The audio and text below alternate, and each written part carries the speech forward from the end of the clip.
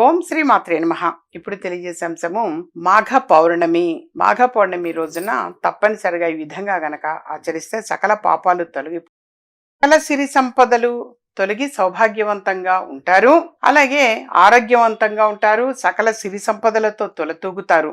అందుకని చెప్పేసి ఈ మాఘ పౌర్ణమి నాడు మన హిందూ మతంలో అత్యంత పవిత్రమైన రోజు ఈ రోజు. దీనిని మహామాఘి అని కూడా అంటారు.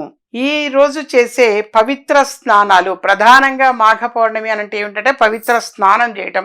నదీ స్నానము అనేది విశేషం. యథార్థంగా మాఘ స్నానము దాన ధర్మాలకు గొప్ప ప్రాధాన్యత ఉంది. దీనివల్ల సకల పాపాలు నశించి మోక్షం లభిస్తుంది అని, దేవతలు గంగాజలాల్లో తమ తేజస్సును ఉంచుతారని నమ్మకం. ఈ రోజున శివకేశవులు ఇద్దరిని పూజించి లలితా సహస్రనామ పారాయణం చేయడం విశేష ఫలప్రదమని పండితులు చెబుతారు. అందుకే మాఘ పౌర్ణమి అనంటే అంత విశేషం, విశిష్టత. తప్పనిసరిగా నది స్నానాలు అనేది చేయటము, లలితా సహస్రనామ పారాయణం చేయటము, శివుడికి అభిషేకం చేయించడము, కుంకుమార్చన కార్యక్రమాలు చేయటము, ఇవన్నీ కూడా విశేషము. ఈ సూర్యోదయానికి ముందే నదులు, చెరువులు, కొలనులో స్నానాలు చేయడం వల్ల బ్రహ్మహత్య, సురాపానం వంటి పాపాలన్నీ కూడా పాతకాలు తొలగిపోతాయి. ఈ రోజున గొడుగు, నువ్వులు, దుప్పట్లు వంటివి దానం చేయడం వల్ల మంచి ఫలితాలు కలుగుతాయి. ఈ సమయంలో సూర్యుడు మకర రాశి నుంచి కుంభరాశిలోకి సంచరిస్తాడు. ఇది ఆధ్యాత్మికంగా చాలా ముఖ్యమైన సమయము. పురాణాల ప్రకారం మాఘమాసంలో దేవతలు తమ శక్తులను గంగాజలాల్లో ఉంచుతారు. అందుకే ఈ స్నానం అంత పవిత్రమైనది. సూర్యోదయానికి ముందే స్నానం చేయాలి. శివకేశవులను, లలితాదేవిని పూజించి లలితా సహస్రనామావళి పఠించాలి. మనస్ఫూర్తిగా దాన ధర్మాలు చేయాలి.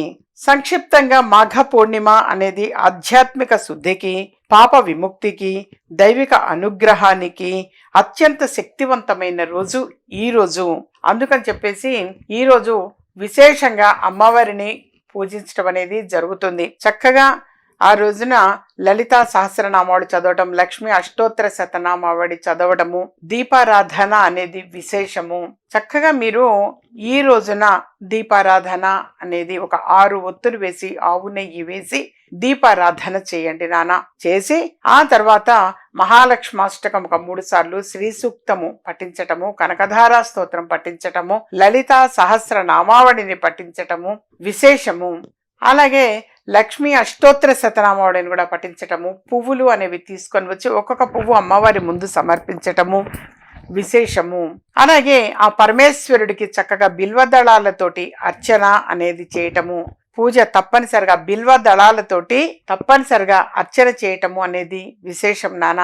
ఆ రోజు శివుడికి అభిషేకము అనేది చేసి బిల్వదళాలతో అర్చన అనేది చేస్తే యథార్థంగా చక్కని ఆరోగ్యం కలుగుతుంది. అలాగే అష్టైశ్వర్యాలు సిద్ధిస్తాయి. మనకు ప్రధానంగా చక్కని ఆరోగ్యం ఇంపార్టెంట్ నాన్న. మాఘమాస పౌర్ణమి స్నానము అనేటువంటిది ఇంపార్టెంట్.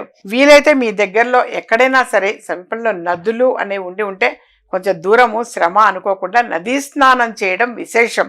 నదీ స్నానం చేసి శివుడికి అభిషేకం అనేది చేయటము, అమ్మవారికి కుంకుమార్చన చేయటము, ఈ విధంగా చేయడం వలన యథార్థంగా చక్కని ఆరోగ్య వృద్ధి, అష్టైశ్వర్య సిద్ధి కలుగుతాయి.